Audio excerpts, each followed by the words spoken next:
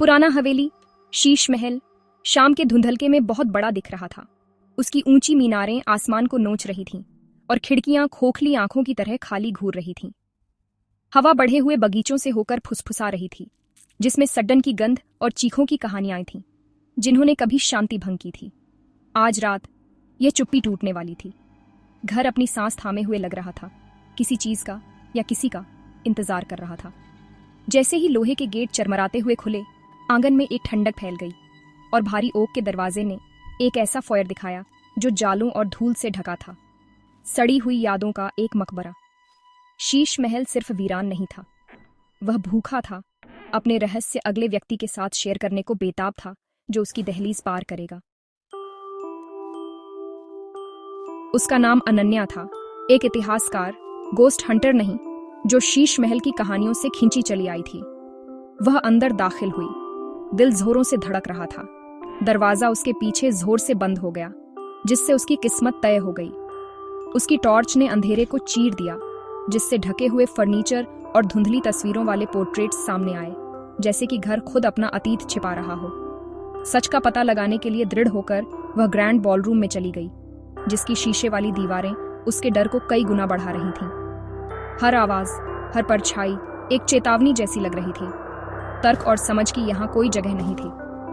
अनन्या को एहसास हुआ कि वह सिर्फ एक विजिटर नहीं थी, वह एक ट्रेसपासर थी और घर जाग रहा था। एक हल्की फुसफुसाहट, उसका नाम अनन्या, उसके कान में पड़ी, जिससे उसकी रीढ़ की हड्डी में सिहरन दौड़ गई। बॉलरूम के शीशों में सिर्फ उसकी इमेज ही नहीं, बल्कि डर की बढ़ती भावना भी झलक रही थी, क्योंकि फुसफुसाहटें चारों ओर घूम रही थीं, जिन्हें ढूंढना नामुमकिन था। उसकी टॉर्च टिमटिमाई, जिससे वह अंधेरे में डूब गई। हर ब्लैकआउट कुछ पास में छिपी हुई चीज को दिखाने की धमकी दे रहा था। बॉलरूम से भागते हुए वह एक कॉरिडोर में दौड़ी, जहां पोर्ट्रेट्स देख रहे थे। फुसफुसाहटें उसका पीछा कर रही थीं, विनती कर रही थीं और चेतावनी दे रही थीं। लाइब्रेरी में एक किताब जमीन पर गिरी, एक ही शब्द पर खुली, लीव, चले जाओ। संदेश साफ था, लेकिन भागना अब कोई ऑप्शन नहीं था।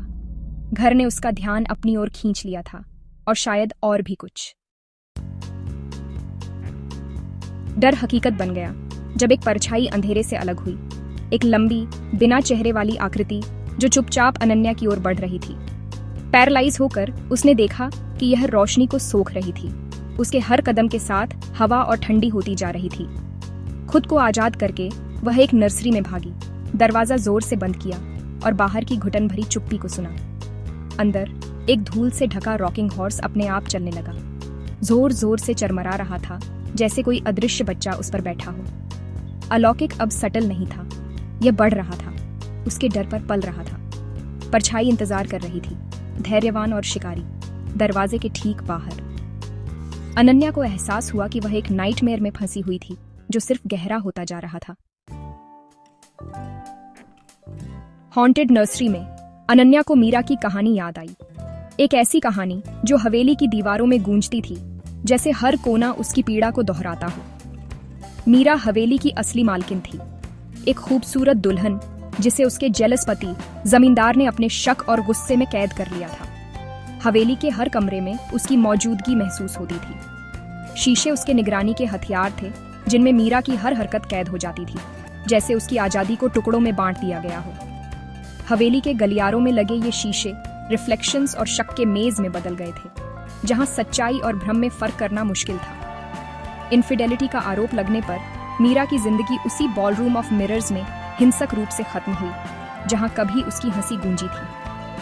अब वहां सिर्फ टूटी हुई खामोशी थी। उसकी मौत मर्डर की अफवाहों में घिरी हुई थी, और हवेली के लोग आज भी उस रात की चीखें सुनने का दावा करते हैं। ग्रामीणों ने कहा, उसकी आत्मा कभी नहीं गई, वो हवेली के आसपास भटकती रही, जैसे किसी अधूरी आस में बंधी हो। उसका दुख हवा में रोने की तरह गूंजता रहा। हर रात हवेली में सिसकियों की आवाजें गूंजती थीं, मानो कोई अपनी तकलीफ बयां कर रहा हो। मीरा की आत्मा हमेशा अपने खोए हुए प्यार को ढूंढती रही। उसकी बेचैनी हवेली के हर कोने में महसूस होती थी। घर उसके दर्द से भरा हुआ था, जैसे हर दीवार उसकी तड़प को समेटे हुए थी। हर ठंडी जगह और फुसफुसाहट उसके दुख का अवशेष थी। हवेली की हवा में उसकी यादें तैरती थीं।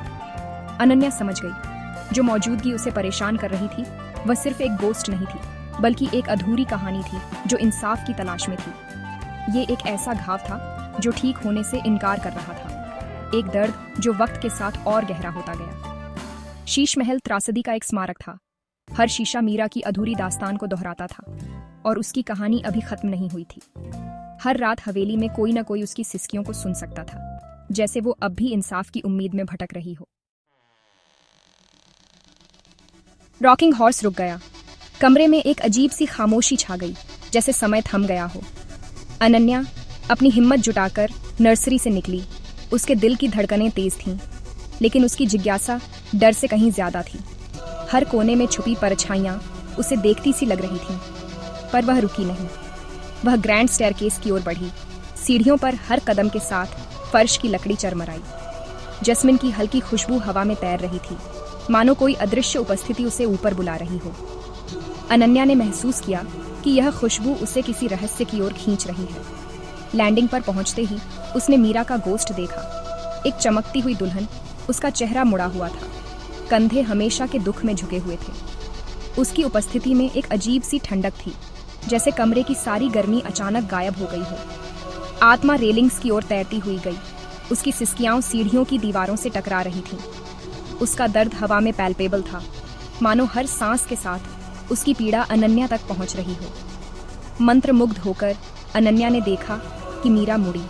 उसकी सुंदरता सिर्फ स्पेक्ट्रल आंसुओं से खराब हुई थी। उसकी आंखों में एक गहरी उदासी थी जो किसी भी इंसान की समझ से परे थी। मीरा की नज़र अनन्या पर नहीं थी, बल्कि नीचे फॉयर पर टिकी हुई थी। उसका हाथ चुपचाप चेतावनी देने के लिए उठा हुआ था। उसकी उंगलियां कांप रही थीं, जैसे वह किसी अनदेखे खतरे की ओर इशारा कर रही हो। गोस्ट की लॉन्गिंग वेंजेंस के लिए नहीं थी, बल्कि आज़ादी के लिए थी। घर से, अपने दुख से, हॉन्टिंग के चक्र से। उसकी आत्मा बस शांति चाहती थी, एक नई शुरुआत की उम्मीद में। अनन्या ने अतीत के बोझ को महसूस किया जो उसे आगे बढ़ा रहा था। मीरा उसे क्या दिखाना चाहती थी, यह जानने के लिए मजबूर कर रहा था। हर कदम के साथ वह अपने डर को पीछे छोड़ती जा रही थी और सच्चाई के करीब पहुंच रही थी। यहाँ जीवित और मृत के बीच की सीमा कहीं और से ज्यादा पतली थी। इस जगह पर हर फुसफुसाहट, हर परछाई एक कहानी कहती थी, एक ऐसी कहानी जिसे सुनने के लिए अनन्या अब पूरी तरह तैयार थी। मीरा की नजर का पीछा करते हुए अनन्या फॉयर में उतरी। हवा बेचैन ऊर्जा से गूंज रही थी। उसने उस रहस्य को ढूंढा जिसे गोस्ट बेताब होकर बताना चाहता था। उसकी टॉर्च एक बड़े गंदगी से ढके शीशे पर पड़ी। धूल पोंछते हुए उसने अपनी रिफ्लेक्शन देखी और उसके पीछे शैडो फिगर, बड़ा और मेनेसिंग। घूमते हुए उसने फॉये को खाली पाया, लेकिन शीशा अभी भी शैडो दिखा रहा था। उसकी मौजूदगी अनडिनाइबल थी। रिफ्लेक्शन का अंधेरा गहरा हो गया। शैडो का हाथ शीशे में उसके कंधे पर रखने के लिए उठा। अनन्या का खून जम गया। हॉन्टिंग सिर्फ घर में नहीं थी, बल्कि अब उसकी अपनी इमेज में भी थी। सच सामने आ रहा था, किसी भी कहानी से ज्यादा भयानक। असली खतरा मीरा का दुख नहीं था, बल्कि कुछ और ज्यादा सिनिस्टर था। अनन्या चीखी, शीशे से लड़खड़ाती हुई निकली। जैसे ही उसे एहसास हुआ, शैडो उसकी अपनी थी, लेकिन अब वह शैडो वैसी नहीं रही थी जैसी कभी थी। वह एक अजनबी डर में बदल चुकी थी, जिसमें अनन्या की पहचान खोती जा रही थी, जो घर की बुराई से विकृत हो गई थी। मीरा का गोस्ट एक कैदी था जो सालों से मुक्ति की तलाश में भटक रहा था, लेकिन हवेली की दीवारों ने उसे कभी आजाद नहीं होने दिया। टेरर का स्रोत नहीं, असली हॉन्टिंग जमींदर की वेंजफुल आत्मा थी, जिसने अपने लालच और क्रूरता से हवेली को एक शापित जगह बना दिया था। उसकी आत्मा का गुस्सा हवेली के हर कोने में गूंजता था। जो हवेली से बंधी हुई थी, उसने अपनी मैलिस से घर को झड़ दे दिया था और हर आने वाले को अपने जाल में फंसा लिया था। हवेली की हवा में एक अजीब सी ठंडक थी, जैसे दीवारें खुद चेतावनी दे रही हों। और अब अपने इलाके में एक और औरत को देखकर उसकी आत्मा फिर से जाग उठी थी। हवेली की खामोशी में एक नई बेचैनी थी। उसने एक नया शिकार चुना था। मीरा की चेतावनी अनन्या के लिए भागने की एक गुहार थी, एक आखिरी कोशिश कि कोई और उसकी तरह कैद ना हो जाए। लेकिन बहुत देर हो चुकी थी। शैडो ने उसे पहले ही अपने कब्जे में ले लिया था। शीशे में उसकी असली पहचान धुंधली पड़ गई थी। उसकी रिफ्लेक्शन एक क्रूर विदेशी मुस्कान के साथ मुस्कुराई। जैसे ही जमींदार की आत्मा ने उसे जकड़ लिया, अब वह सिर्फ एक और आत्मा नहीं थी, वह शीश महल की एक नई मालकिन थी और उसकी त्रासदी का चक्र जारी रहेगा। घर कभी खाली नहीं था। हर कोना, हर कमरा किसी न किसी की कहानी छुपाए बैठा था। वह बस अगले व्यक्ति का इंतजार करता था जो उसकी दहलीज पार करेगा। और अब हवेली की दीवारें फिर से सांस ले रही थीं। अनन्या दीवारों में फुसफुसाहटों में शामिल हो जाएगी।